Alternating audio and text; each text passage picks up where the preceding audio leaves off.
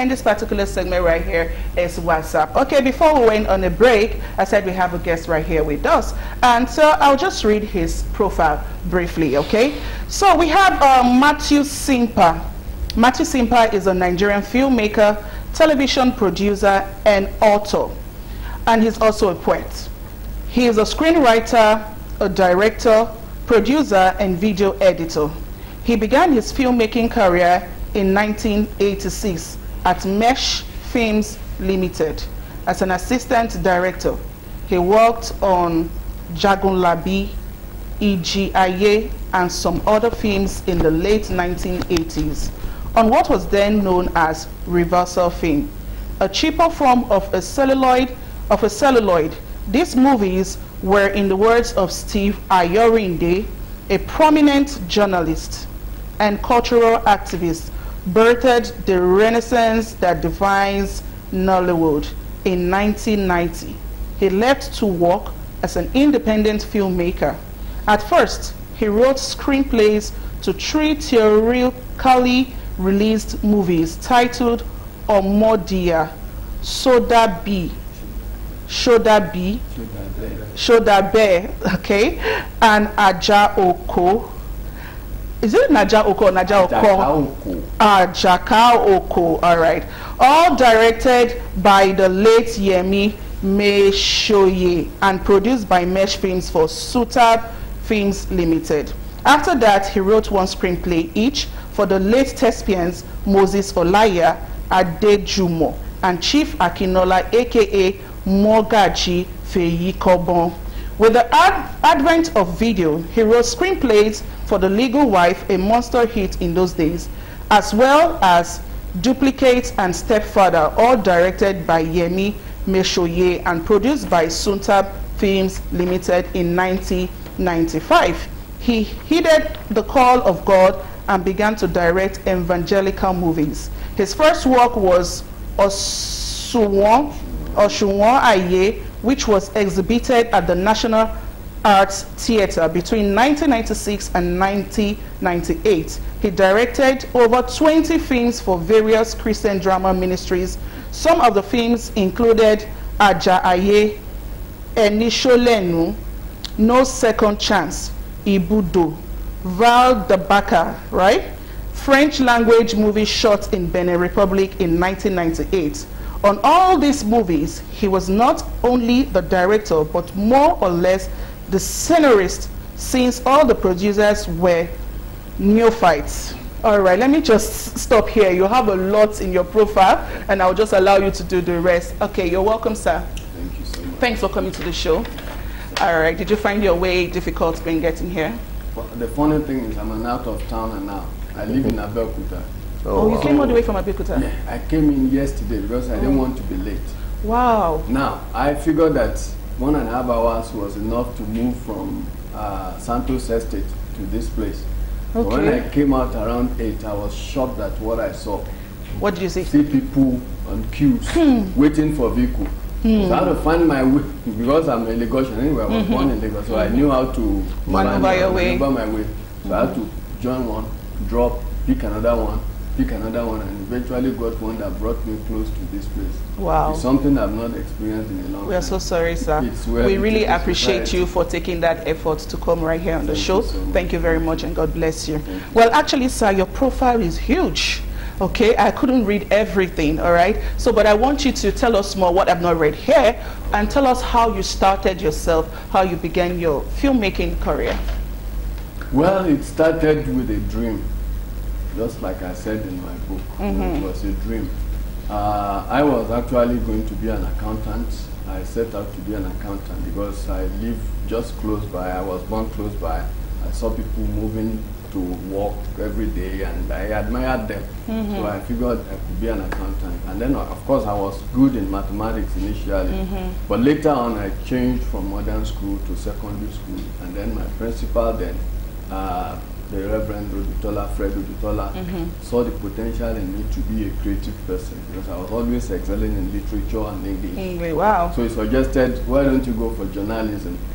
So I tried to pursue journalism, took one or two courses. You know, there were correspondence courses then, Transworld, International Correspondence School, and all those places. And then, at the time, I was trying to go into journalism, but I had a dream sometimes later around, I think 1980 or so, or thereabout. Okay. I saw myself projecting, you know, movies with the old style projection, you know, projector. So I didn't need anybody to tell me that I needed to go into film production. And I found myself going to a film school in Owo. There was a film school there. It was like the first film school in Nigeria. There wasn't anything like that then. So I went there. I was part of the second set. I did my course there, and here I am today. Eventually, I got into the thick of things by joining Mesh Films Limited. So I've been making films since then. Wow. Oh wow, that's a long time. Yeah. Yes, you have come a long way in this industry. What has been your major challenge so far, and how have you navigated through the challenging waters? I think the first challenge will be finance, and it's what everybody experiences. Now, see, films are made with money, and your budget determines your output. Though when we started, we could do it, you know, on a small scale, shoestring budget. You know, we started at a village called Suberu Oje, just at Alagbado there, you know. Wow. We would just gather people, do the village setup kind of thing, you know. And we were bringing out these films and we were making money. Then when I now ventured out on my own now, I needed to get funds to do my own films. And you know, the major challenge you have in this country is corruption. When I began to venture out, and I realized that before I would get to a place, somebody would have got there, collected money, duped them, and then when I get there, they say, "Are you an Indian? Where are you from? You are a Nigerian." Sometimes they would even say, "We don't even support filmmakers again. We don't sponsor filmmakers." So all the while, I've been trying to scrounge money from here and there. But you know, along the line, people will come, I will produce for them, like the Christian films.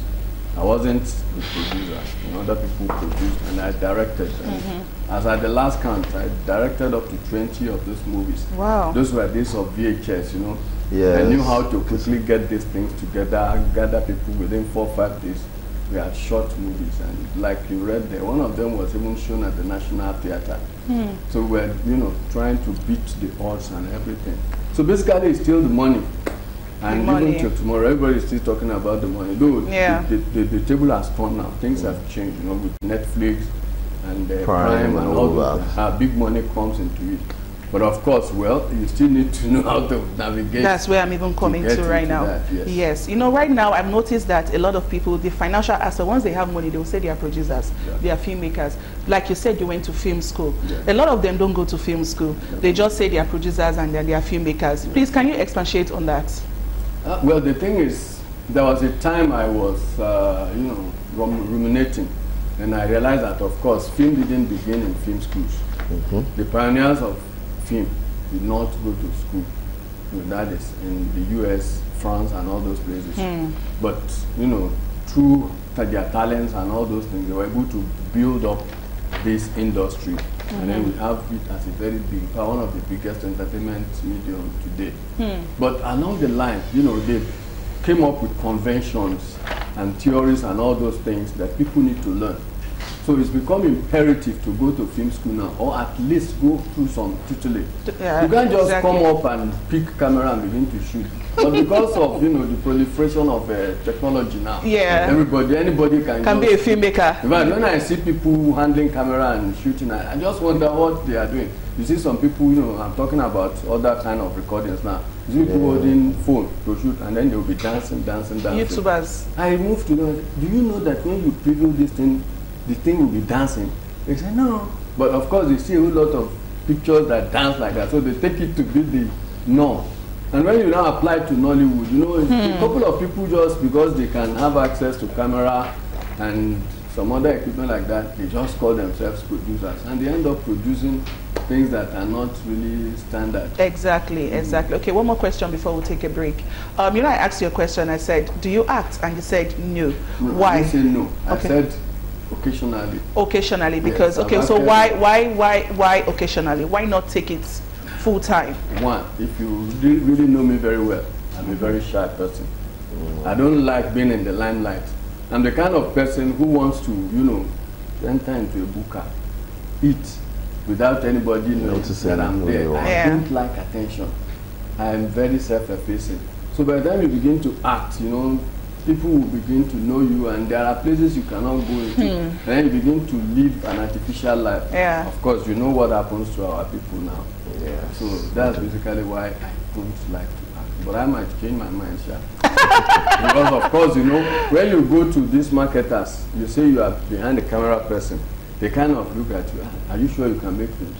They relate more to people they see. Every day. They don't know the first thing about, you know, production than people like us who are actually the technical, you know, people. All right. Okay. So, sir, tell us about Ito Okuri, the inspiration behind that. Yeah, actually, it was inspired by a story told to me by my late dad. Okay. Yes, he told me the story of a man whose wife was always abusing. And then his effort to, you know, kind of save himself from the wife. So he told me it's like maybe 30 years ago or thereabout. But I still remembered it.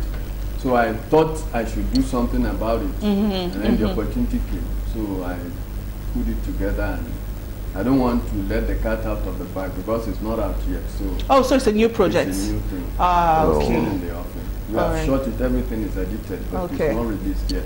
Okay, so what are you waiting for? The right time. The right time. I'm planning to see somebody today, who might be able to help in pushing it out. Okay, all right, God will help you. All right, one more question before Aurelie takes it. In your resume, you did not mention your days as a lecturer in film school. Is this an omission? Well, I don't know. It's just that, you know, when you go through some experiences and they are not very pleasant, you tend to want to forget them. Yes, I even helped to set up one film school.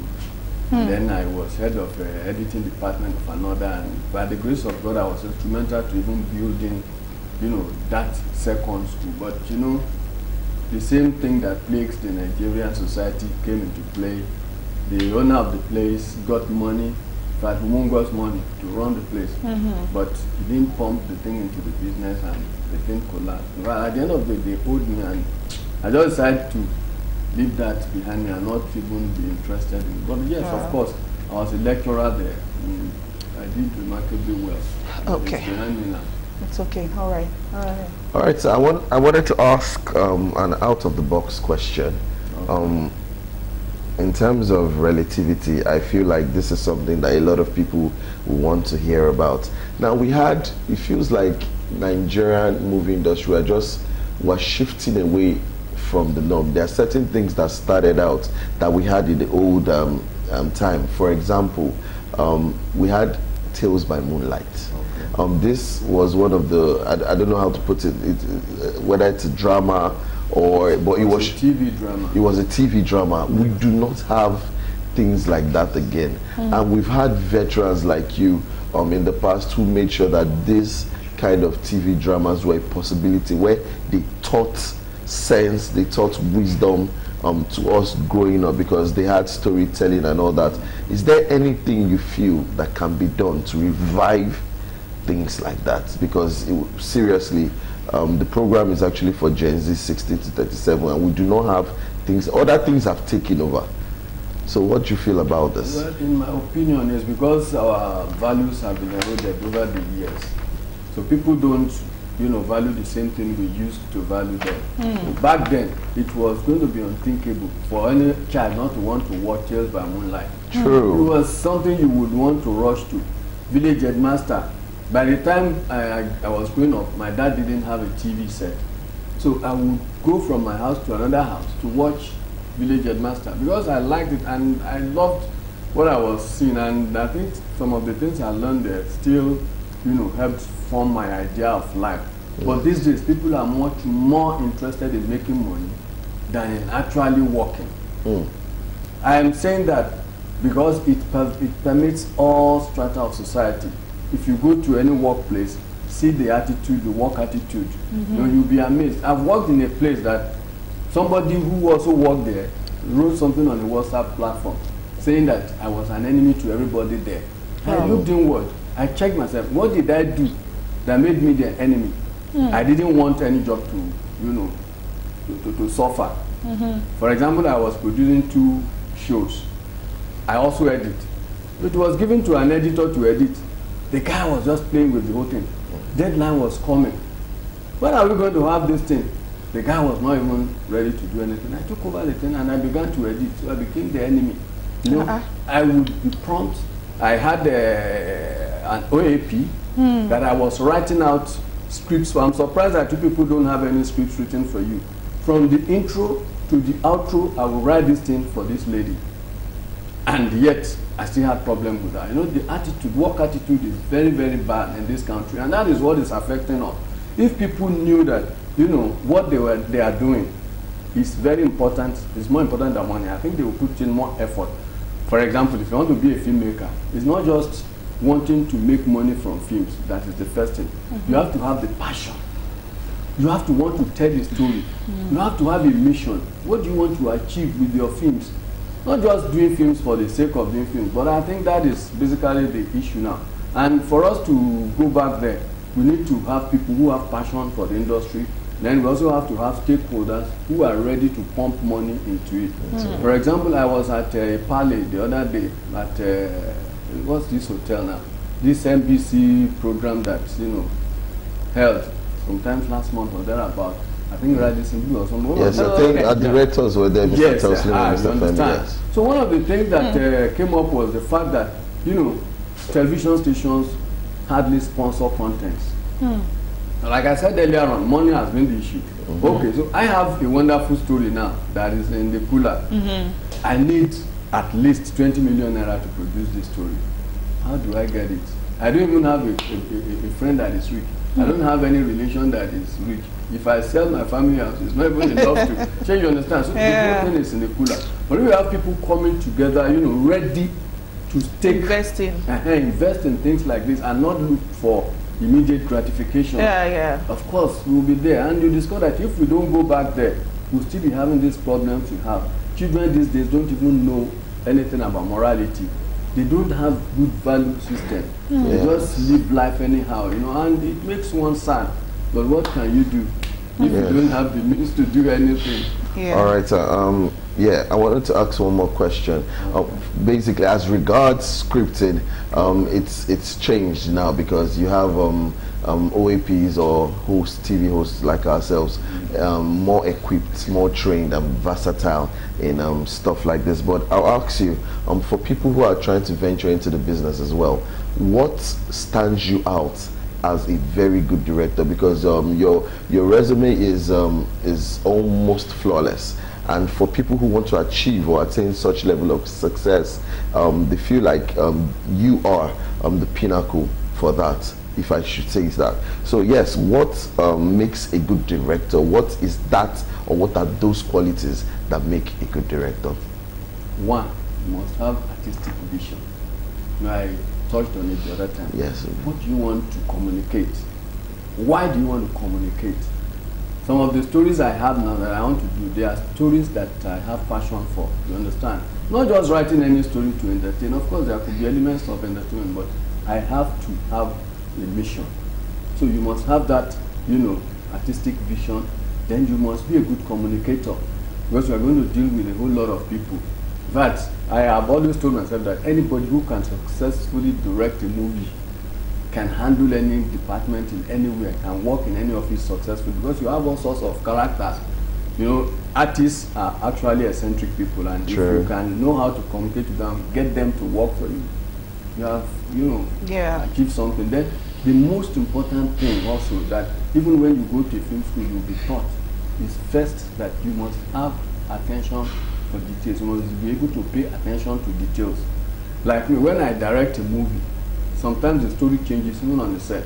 If, for example, I'm directing something that has to do with directing a show like this, if, for example, somebody who is into, you know, a show like this is on the set, I'll ask, please, how do you people do it? I want to do it exactly the way it is done.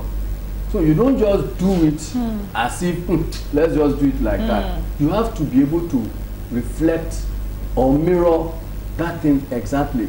If if you want to show somebody who commits suicide, you have to show how people actually commit suicide. So you must know all these things. You must be able to recite them, know how they, relate before you put them into, before you become a director. Because the film is actually the director's film. So if the director is bad, the film is bad as well. Yes. Okay. So in 1995, you heeded the call to direct, the call of God to direct evangelical movies. Are you still on that course, or you've given up, or you've lost hope, or what? Don't give up on the call of God. But the thing is, I'm not as prolific as I used to be. The last movie I directed and produced, which I spent my money on, is a Christian film.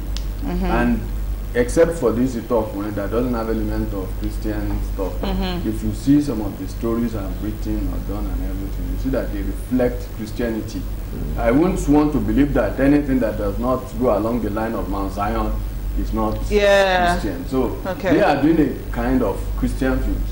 But I do a kind of Christian film that will appeal to everybody. For example, T.D. Jake produces Christian films. Yes, yes. And I've watched quite some of them. It's not like the way they do evangelical films, but when you watch, you know that these people are passing across some Christian values. That's what I do these days. So if I want to call any location now, I'm not going to say I want to do something like Mount Zion. Yeah. I bring in professionals because I want people to be able to act. So that when people see the thing on the screen, they know that this is serious business. It's not, somebody is acting and it's not, doing it well, and, they kind of look at it just because it's a Christian film, let's look at it. No. So I'm still in the... All right, one more question before we take a break, okay? So from reversal film to video and now digital filmmaking, which stage do you prefer and why? Quick one. Well, I don't know how to really put this in, but I would have preferred the old one, because then the boys would have been separated from the men. Back then, you couldn't just go to the market and buy cameras now. Exactly. You couldn't just do anything. Even what we were doing back then was a little bit lower than the norm, but it was still an expensive thing to do. Some of our colleagues who could not do it were the ones who now went into the video thing, experimented, and then the thing caught on. So it was something that would task you, will make you want to think very well before you even do it, because you needed a lot of money. For example, those films we were doing, you would take them to the laboratory to process. So if you don't have a good cameraman who knows how to handle the thing, you are in trouble. If you don't do your film very well, the whole thing could just go up in flames like that. I'm talking of literally going up in flames. You don't keep it very well. But these days, though hard drives do crash, but you have backups and all those things. So it was much more challenging and much more, demanding then. But of course, it stood the boys out from the men. Yes, separated the shaft from the... Yes, from the wheat. Yes, all right. Okay, we just watched the clip of Outside the Box, okay, directed and produced by Matthew Simpa. So please explain, tell us about this movie. Well, the movie is something that touches on a very sensitive part of our society, as you could see there, corruption. And it revolves around a Christian who's trying to fight the system and finds himself, booted out. I think a lot of people can relate to that. True. If you don't play ball in this country, you know what happens. Oh, yes. Yorubas even brought it to the point of saying any something like that. It's the good person that's actually the bad person in the society. So our society is so, corrupt now that if you are straightforward and honest, you find it difficult to cope in any particular place. But I took it beyond that. Okay, supposing a guy is honest, tries to live right, tries to work right, and then he loses his job and he cannot even hold on to a job, and he's married and he has children, what happens? So I related it to the wife. The wife was good at the beginning. Eventually, the wife got tired, and because she became the, breadwinner, and then she became tired, and the story just goes on like that. All right, quick one before I really ask you some of his questions. From screenplay, you have moved to writing books. When did this begin, and what motivated you? Actually, I've been writing since 1982 or thereabout, when I was in film school. but I became a published author in 2020. So what really brought about the writing was, you know, a challenge thrown to me by people like Steve Ayondi, Madu Chikwendi, Fidelis Duka, and some of them like that. We are on the same WhatsApp group. And then one day they were discussing about reversal films. And there was a time some people were shooting what they call reversal film and all that, and all that. And we don't even know anything about them. We have not heard about them. Me, I'm still around. I'm one of them. I was the young guy among them that time. It's okay, tell us what you did back then. So I just gave them a snippet and I said, why don't you make this into a book? So I took the challenge. I wrote the book, and it was like around 2019. Then it crossed into the COVID-19 period, so I had time to sit down. I reflected back and forth. I remembered everything, and I put everything together, published it, and it's out. The book is being read in some universities and the National Film Institute today, because it's an important documentation of the Nigerian film industry history. Okay, so what if we want to, where can we get the book if we are interested? The book is on Amazon, but I also have physical copies that I take, and unfortunately I didn't bring any. I should have brought one. Yeah. But the producer of this show has a copy. I think I gave him a copy when we saw at that program. It's okay, so no problem. You can have access to it, or I can arrange to send one to you. Thank you very much. What's the title of the book? Actually, the new title is The Reversal Filmmakers, Unsung Heroes of the Nollywood Revolution. Oh wow, yes. That's good. Just tells the story of how we started, how we did it, how we packed, you know, National Theatre and other places like that, to the envy and chagrin of some other people like that, you know. Okay, quickly, now, in the entertainment industry, music is taking tops in terms of financial rewards. Just recently, it feels like Nollywood is beginning to pick up. That's because you have the emergence of both Netflix, Prime, and other sources. Now, in what ways can filmmakers improve on their revenue? There was a program that we did some time ago. It was a summit of producers. So we came together to rub minds and find a way forward. And I said one thing, I said, as long as we continue to do film as cottage industry, we will not get anywhere. But if we could form at least 2 or 3 giant corporate organizations where, okay, I have a project, I bring it, I pitch it to that company, and the company takes it over, funds it, you know, with massive fund, and then I just get paid for my intellectual property. You know, it will go a long way than, okay, me, I have 1 million, I have 2 million, I want to do film. To do a film, if you spend 2 million, you need at least 3 or 4 million to market it. Yes. And so when you don't have money to market this, you have problem. You cannot compare film and music. Somebody can just sit in his house and do a whole album, and then he streams it, and then, you know, it's all over the world. But film goes through a whole lot of process. You have to write your script. You have to get people together. You have to find location. In fact, it's a very tasking thing. And it's something that requires a whole lot of money for it to come out. That's why American movies and movies from other countries are doing better than our own. If you watch any American film, or even a Korean film, for example, you see producers, maybe 5, 10 sometimes. You see 3, 4 companies coming together to do this thing. So some people are catching in on the whole idea now. Somebody is trying to get people together to pool money together to do, you know, movies. I think that's the way to go. If you can do that, of course, even if it is just 10 we are producing, rather than producing 500 a year and then be known as the second, I will the second largest producer now, it will be better. For example, if you do 500 films and you make only 100 million, does that make sense? Because when you can do a movie and then you make a whole lot of movies, see the movies that Funke Akindele produced and all that. I believe it's because she has money to pump into the movies. Oh yeah. So if you have people like Funke Akindele coming together to form a giant corporation where people can go, you know, the American system, that's the way they did it and made it successful. You have Universal Studios, you have MGM and all those people. So they were providing employment for people and they were able to control the quality that would come out. So I think that's what we need to do. We are too individualistic in the industry and it's not going to help us. All right, the last question before I let you go. what aspect of your numerous calling do you enjoy most? Now, as an editor, you are very vast. As a director, you're spotless. As a writer as well. Teacher or poet, which one of them really touches that special place in your heart? I'm like a father of many children who is, asked to choose his favorite child. But of course, I like all of these things I do. But I think I'm going to, really go for writing. I've been doing a whole lot of writing these days. It's something you can do on your own. You sit down, you reflect, you think. Nobody troubles you by other things involve other people, and sometimes you run into problems with people. You have issues here and there. But writing, it comes natural to me, and I think I prefer it. I would sooner or later, retire into full-time writing. Maybe I can become famous like Wale Soyinka one day.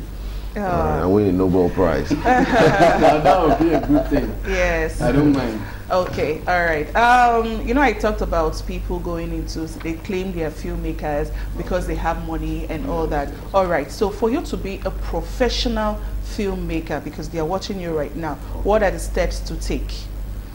Well, I'll say the first thing is to be sure that you have the passion for the medium, for filmmaking. Then 2, learn as much as you can, because it's a specialized field. You can't just, say you're a producer and then you don't know the first thing about production. You have to also understand that film is an art that has developed over a long period of time. You have to learn the art, know how to, get all these things together. You may not be an expert, but at least have working knowledge of, the techniques of filmmaking. You know the kind of equipment you use. For example, there was a time I was telling somebody about lenses. He said he was a director, or was it a DOP? He called himself. I said, okay, do you know about lenses? Do you know how lenses work and lenses get? And then once the zoom lens is on your camera, you just, No, there is something known as language of film. You have to understand the language of film. If, for example, I put, somebody on my set, and then the furniture overshadows the person, it tells something. It's not that I just like them, say, wow, I like this angle, then you put it there. No, you have to know exactly what you want to communicate and communicate the right thing. All right, thank you very much. With the little time we've spent with you, I've learned a lot. Please, we'd like to have your book, please. All right. All right. So